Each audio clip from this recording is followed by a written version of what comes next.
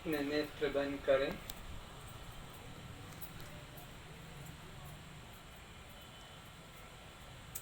श्रद्धा गुरु वंदना शुरू करें। गुरुर्ब्रह्मा गुरुर्विष्णु गुरुर्देवो महेश्वर गुरुः साक्षात् परं ब्रह्म तस्मै श्री गुरवे नमः। अज्ञानतिमिरान्धस्य ज्ञानाञ्जनशलाकया चक्षुरुन्मिलितं येन तस्मै श्री गुरवे नमः। अखण्डमण्डलाकारम् व्याप्तं येन चराचरम् तत्पदं दर्शितं येन तस्मै श्री गुरवे नमः। न गुरुरधिकं तत्त्वम् न गुरुरधिकं तपः तत्त्वज्ञानात् परं नास्ति तस्मै श्री गुरवे नमः। ध्यानमूलं गुरुर्मूर्ति पूजामूलं गुरुर्पदम् मन्त्रमूलं गुरुर्वाक्यम् मोक्षमूलं गुरुर्कृपा चैतन्यं शाश्वतं शान्तं व्योमातीतं निरञ्जनम् नादबिन्दुकलातीतम् तस्मै श्री गुरवे नमः। त्वमेव माता च पिता त्वमेव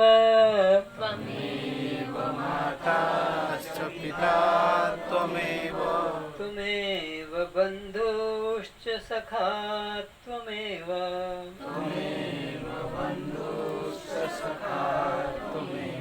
त्वमेव विद्या द्रविणं त्वमेव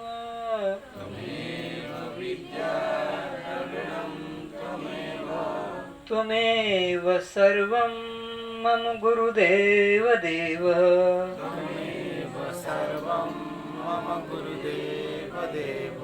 त्वमेव सर्वं मम गुरुदेव देव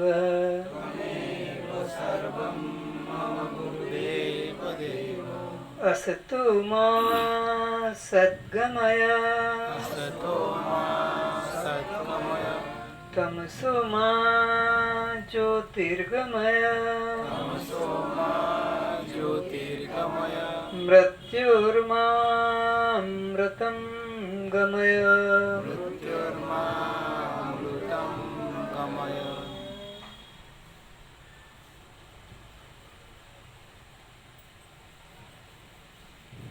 सभी अपने नेत्र खोलें।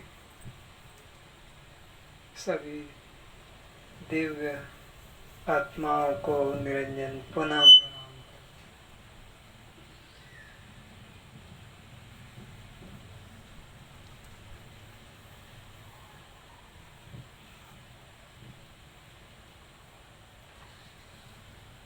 सत्संग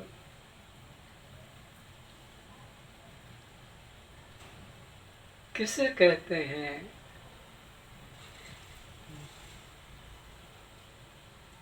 इसे सब लोग नहीं जानते।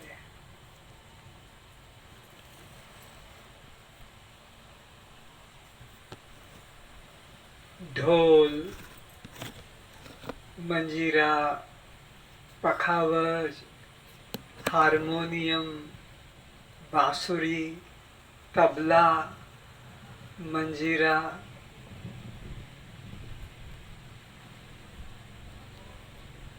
के माध्यम से कीर्तन कर लेने को लोग सत्संग कहते हैं। वो सत्संग नहीं है। कीर्तन में ये सब चीजें होती है, नाच गाना, झूमना। सत्संग में नहीं, कीर्तन में होता है। सत्संग का मतलब है सत्य का संग। अब विचार है कि हमारा 1 घंटा कि 15 मिनट कि आधा घंटा किसका साथ हुआ?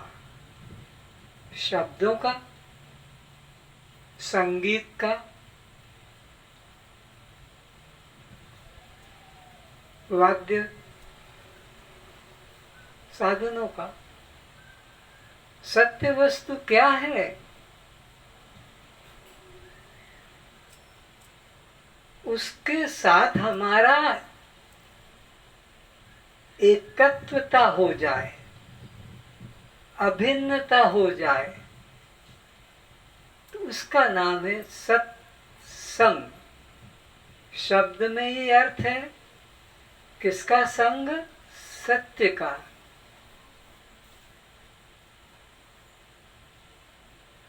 और सत्य क्या है? जो अविनाशी है, जो नित्य है, जिसका किसी काल में बाध नहीं होता है।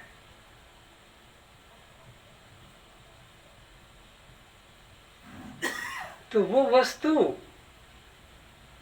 कहीं मंदिर में नहीं, वो तीर्थ में नहीं, वो पुस्तकों में नहीं, गाने बजाने में नहीं। ऐसी वस्तु जिसका तीनों कालों में अभाव न हो, उसका संग।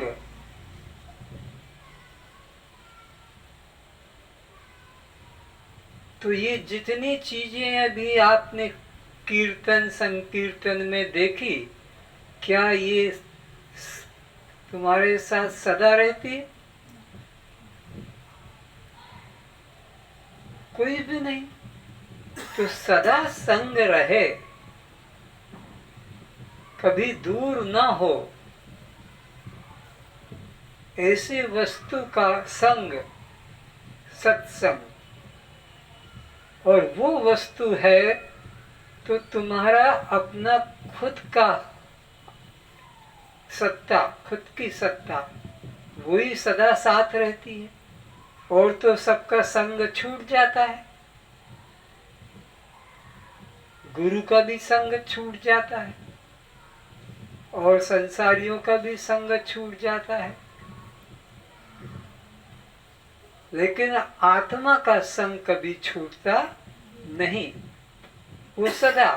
तो उसके साथ अगर तुम जुड़ गए, उसके साथ तुमने अपने को एक अनुभव कर लिया, तो जानना कि सत्संग हुआ है।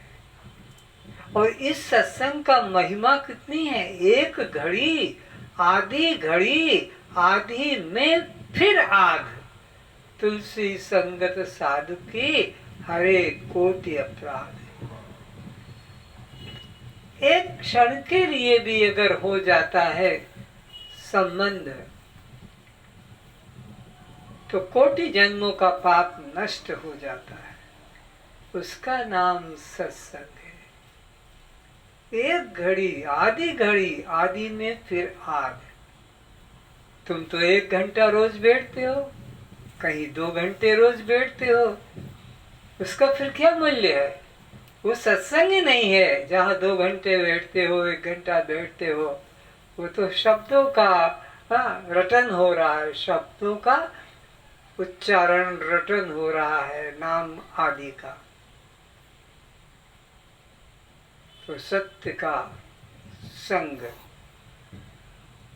और सत्य वस्तु है अपना स्वरूप। तो आप जितने बैठे हो, कितने लोग अपने साथ रहते हो? अपने साथ कितने लोग रहते हैं? कोई नहीं। सब किसके साथ रहते हैं? बोलो। शरीर के साथ। बिस्तर से उठने से बिस्तर पर सोने तक में क्या खाना है, क्या बनाना है, क्या पहनना है, क्या लेना है, क्या देना है, कहाँ जाना है, किससे मिलना है, बस हो गया। दिन भर का कार्यक्रम खत्म। तुम्हारा संग कहाँ हुआ? अपने से संग होता ही नहीं, पराये से संग कर रहे हो, पराये से। ये माँ बाप तो पराये हैं, पति पत्नी तो पराये हैं, बेटा बेटी तो पराये, तुम्हारा शरीर भी पराया है। ये भी तो तुम्हारा नहीं है। तुम इसी के साथ तो चिपके रहते हो, हटते ही नहीं, इसको तो छोड़ते ही नहीं हो। और बोलते हम तो रोज सत्संग करते हैं। सत्संग करने वालों का जीवन कुछ और होता है। ये शब्दों का संग, ग्रंथों का संग, सत्संग थोड़ा ही है। दिन भर रमेश वेद उपनिषद में लगा है, तो निरंजन लिखने में लगा है, तो बोलने में लगा है, ये सब बकवास है, सब बहिरंगता है। तुम्हारे साथ तुम जितनी देर रहते हो वो है सत्संग। उसका तो टाइम ही नहीं मिलता है अपने साथ रहने का। हम तो बाहर के ही नाटक में लगे रहते हैं। तो अष्टावक्र जी राजा जनक को कहते हैं, राजन तो निश्चय कर कि मेरे अलावा और कोई दूसरा नहीं, एकमात्र मैं, एकमात्र मैं। ये जो दिख रहे हैं ये तो मरुभूमि में दिखने वाला जल है। मरुभूमि में, मरुस्थान, डेजर्ट, वहां जो जल दिखता है वो देखने मात्र को है। वो ना नहाने के काम का है, ना पीने का काम का है, ना कोई वस्तु है ही नहीं, प्रतीति है। तो ये संसार जो दिख रहा है ये मरुस्थल का जल है, या सीप में दिखने वाली चांदी है, या मंद अंधकार में दिखने वाला रस्सी में सर्प है। उनकी कोई सत्ता ही नहीं है। तो तू निश्चित रूप में अब जान ले कि मैं, मेरे अलावा और कुछ यहाँ नहीं है। मैं ही सब रूपों में प्रकट हो रहा हूँ। बोलो। मिट्टी का ईंट, खप्पर, कुंभ, सुराई, चूहा, सुअर, गधा, घोड़ा, हाथी, दुर्गा, गणेश, राम, कृष्ण, शंकर बने, उनमें कोई ऊंच नीच नहीं है। तो मिट्टी के द्वारा चाहे घर के उपयोगी बर्तन बना लो, मिट्टी के चाहे तुम खेल खिलौने बना लो, मिट्टी के तुम चाहो तो छोटे मकान बना लो, ईंट, खप्पर, सुराही, घड़ा, दीपक, और ईंट मिट्टी के ही चाहो तो गणेश दुर्गा बना लो, रामकृष्ण बना लो। कोई इसमें ऊंच नीच, सब समान। मिट्टी व्यापक सर्वत्र समाना। इस मिट्टी के संसार में मिट्टी व्यापक सर्वत्र समाना। इसी तरह इस चेतन के बारे में निश्चय करो कि हरि व्यापक सर्वत्र समाना, बिल्कुल एक जैसा। इसमें कोई ऊंच और नीच, इसमें कोई पापी पुण्यात्मा, इसमें धर्मात्मा अधर्मी, कि कोई ब्राह्मण शूद्र, कि सन्यासी ब्रह्मचारी, कि कोई राजा और प्रजा, अपराधी या कोई दानी, कोई भेद नहीं। सब एक के ही ये सब रूप हैं। वे सब एक मिट्टी ही है। तो ये सारे मिट्टी के ही आकार हैं, चाहे जो इसको नाम दे दो, उपयोग ले लो। या जैसे सिनेमा में जो कुछ भी देखते हो प्रकाश के अलावा और कुछ भी नहीं। हाथी, घोड़ा, हवाई जहाज, समुद्र, शहर, स्त्री पुरुष, मार काट, तूफान, जो भी है सब एकमात्र प्रकाश। प्रकाश ने ही ये सब आकार धारण किए।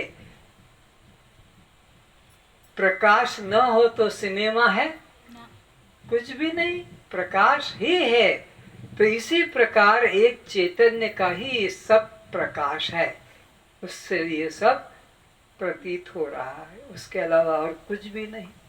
या ऐसे समझो, स्वप्न में तुम ही तो कुत्ता बन जाते हो, तुम ही तो सांप बन जाते हो, तुम ही तो बाघ भालू बन जाते हो, तुम ही तो मनुष्य पशु बन जाते हो। नींद टूट गई तुम अकेले के अकेले रह जाते हो, तुम्हारे अलावा और दूसरा कुछ भी स्वप्न में नहीं। ऐसे इस चैतन्य सागर में अन्य नहीं। संपूर्ण जगत में अहम बुद्धि, आत्म बुद्धि, ब्रह्म बुद्धि रखना ही परमोदारा दृष्टि है। बहुत ऊंची बात कह दी है, इसको फिर से सुन लो कि सर्वत्र एक चैतन्य दृष्टि, एक ब्रह्म दृष्टि, एक आत्म दृष्टि रखना ही सबसे उच्च कोटि की साधना है। पढ़ो फिर से। संपूर्ण जगत में अहम बुद्धि, आत्म बुद्धि, ब्रह्म बुद्धि रखना ही परमोदारा दृष्टि है। आत्म बुद्धि, अहम बुद्धि, मैं भाव रखना ही सबसे उच्च कोटि की यह साधना या भव सागर से पार होने की किश्ती यानी नौका यानी जहाज है। तो सर्वत्र मैं हूँ, मैं के अलावा कोई दूसरा यहाँ नहीं है। सब में अहम बुद्धि रखना, अन्य बुद्धि नहीं कि वो अन्य है और मैं अन्य हूँ, बल्कि मैं ही सर्व हूँ। जैसे स्वप्न में सब कुछ मैं ही सर्व हूँ, सिनेमा में सब कुछ केवल प्रकाश है, ऐसे ही इस जगत में मैं के अलावा कोई दूसरा नहीं। धन की बहुलता से धनी लोग भगवान की मूर्ति आसानधि भी स्वर्ण के बना लेते हैं। तो जिनके पास पैसा है, धन की बहुलता है, वे अपने अहंकार को, भक्ति को भी एक अहंकार का साधन बना लेते हैं। भगवान की मूर्ति भी बना लेंगे, स्वर्ण की सिंहासन भी बना देंगे, उनका चांदी स्वर्ण का अलंकार बना देंगे, भगवान के हीरे मोती के, तो पैसा है उनके पास में, लेकिन ये मत समझो कि उनकी भक्ति से भगवान ज्यादा प्रसन्न होंगे और गरीब के पास में तो कुछ ऐसा वैभव नहीं है तो उससे भगवान कम प्रसन्न होंगे। भगवान के लिए इस तरह की बाह्य दिखावे की पूजा से, प्रार्थना से कोई संबंध नहीं। वो तो हृदय का भाव देखते हैं, चाहे वो गरीब हो कि चाहे शूद्र हो।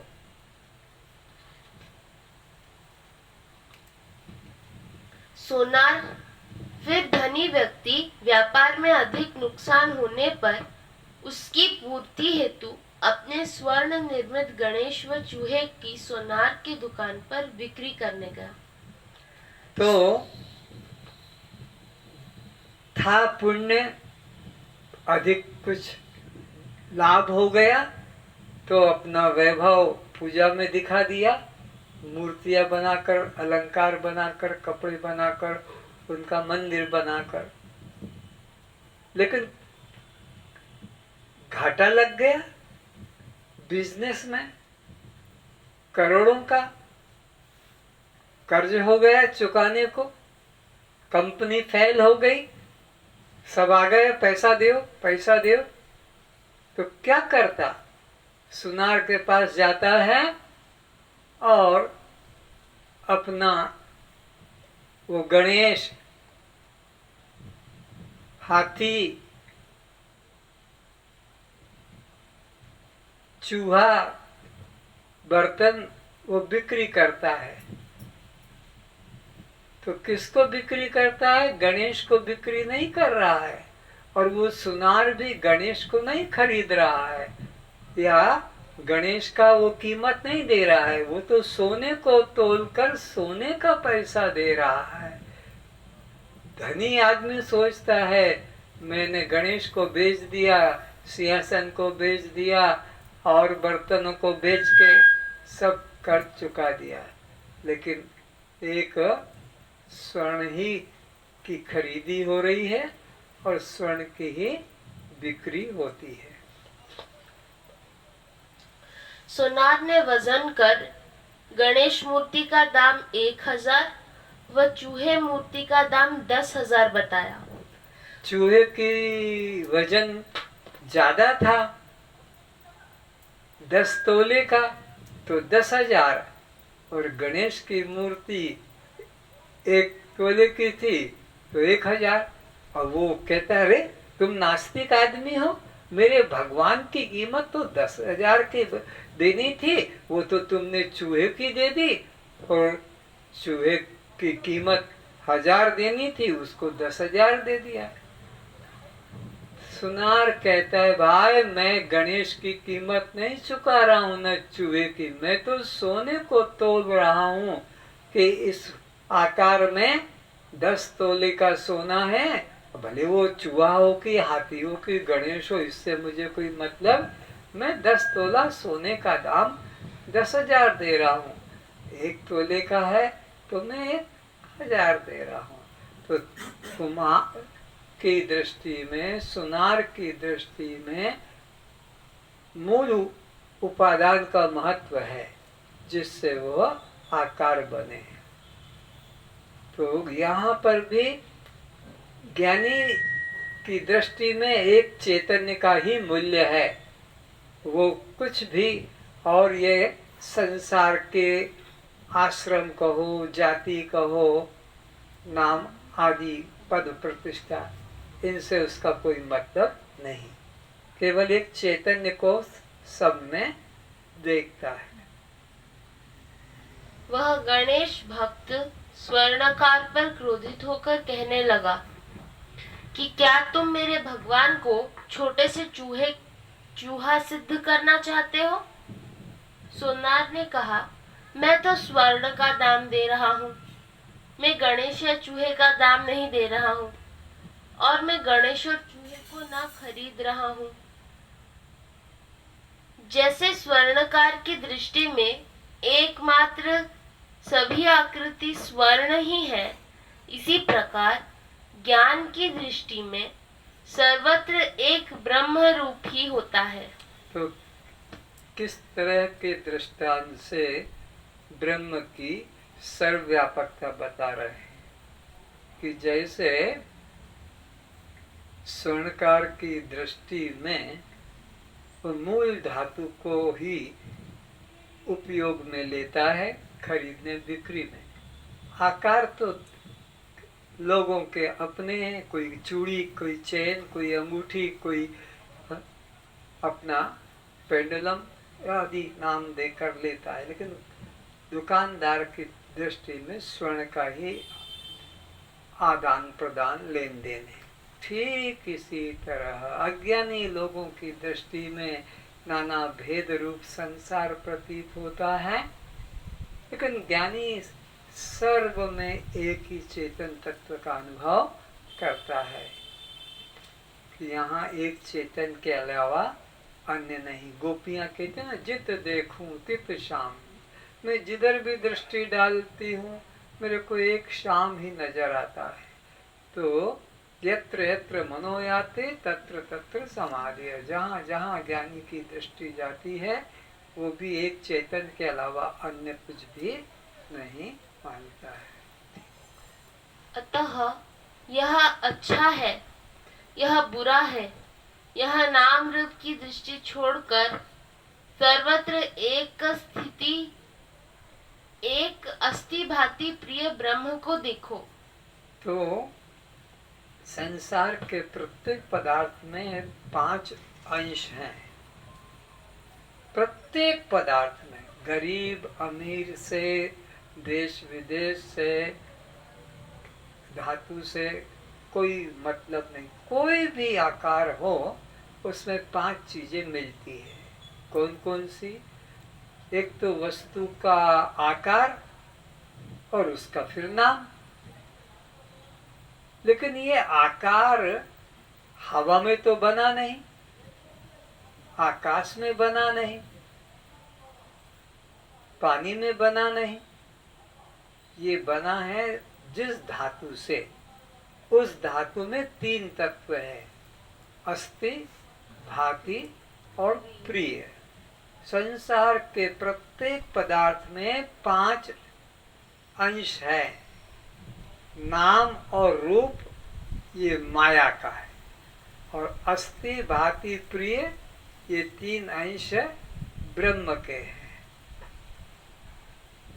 तो ये 3 अंश जो है अस्थि, भाति, प्रिय, ये सर्वत्र ब्रह्म जगत में फैला हुआ है। और अब व्यवहारिक दृष्टि से उनके नाम रूप अलग अलग कल्पित कर दिए गए हैं, पर है केवल अस्थि, भांति, प्रिय ब्रह्म। जैसे मिट्टी है लेकिन नाम रख दिया है कल्पित, गणेश, दुर्गा, सरस्वती या और कोई भी आकार, लेकिन है मिट्टी। तो ऐसे ही अस्थि, भांति, प्रिय ब्रह्म ही एकमात्र सत्य है, और ये नाम रूप कल्पित है। अतः यह अच्छा है, यह बुरा है, यह नाम रूप की दृष्टि छोड़कर सर्वत्र एक अस्थि भांति प्रिय ब्रह्म को देखो। तो क्या करना है? हमको मूल अधिष्ठान को पहचानना है। तो अस्थि, भांति, प्रिय ब्रह्म है। नाम रूप की कल्पना को मन से निकाल दो। सबके अंदर एक चैतन्य अस्थि, भांति, प्रिय ब्रह्म है। नाम रूप व्यवहारिक जाति के, इनको मन से हटाकर एक चेतन वस्तु को देखो। मयि अनंत महाम्बोधो जगद्विचि स्वभावतः तदेतु वास्तमायतु न मे वृद्धान चक्षति। जैसे समुद्र में असंख्य लहरें उठते व शांत होते हैं, किंतु उसके द्वारा सागर की ना कोई वृद्धि होती है ना कोई हानि होती है। तो दृष्टांत देकर बता रहे हैं ब्रह्म की अखंडता, कि सागर में कितने नौकाएं चलती है, कितने स्टीमर चलते हैं, कितने बड़े बड़े जहाज चलते हैं, एक एक गांव बस जाए इतनी इतनी उसके अंदर जनसंख्या और सामान, घोड़े, पशु सब उसमें जाते हैं। कितने तूफान उठते हैं, लहरें उठती है, भूकंप होते हैं, साइक्लोन होते हैं, लेकिन समुद्र में किंचित भी अंतर नहीं पड़ता है। समुद्र ज्यों का त्यों अपनी मस्ती में, स्वरूप में अचल विद्यमान रहता है। ठीक इसी तरह इस सृष्टि में भी कितने तूफान, कितने प्रलय होते हैं, कितने पहाड़ समुद्र बन जाते हैं और समुद्र में पहाड़ टापू बन जाते हैं। इस प्रकार बहुत परिवर्तन होने पर भी उस ब्रह्म सत्ता में कोई फर्क नहीं पड़ता। वो अपनी महिमा में ज्यों का त्यों अचल है। इसी प्रकार अनंत महासागर रूप मुझ आत्मा में जगत रूपी असंख्य लहरें उदय होती हैं और फिर अस्त हो जाती हैं। तो मुझ अखंड आत्मा में कितनी सृष्टियां उत्पन्न हो जाती हैं और कितनी ही लीन हो जाती हैं, पर मेरी उस अखंड सत्ता में, सर्वव्यापकता में कोई अंतर नहीं पड़ता है। इसी प्रकार अनंत महासागर रूप मुझ आत्मा में जगत रूपी असंख्य लहरें उदय होती हैं और फिर अस्त हो जाती हैं। जगत रूपी लहरें उदय होती है और अस्त हो जाती है, पर मैं जो कहती हूँ अपनी महिमा में अचल ही रहता हूँ। जनसंख्या चाहे बढ़ जाए कि कोई भयंकर महा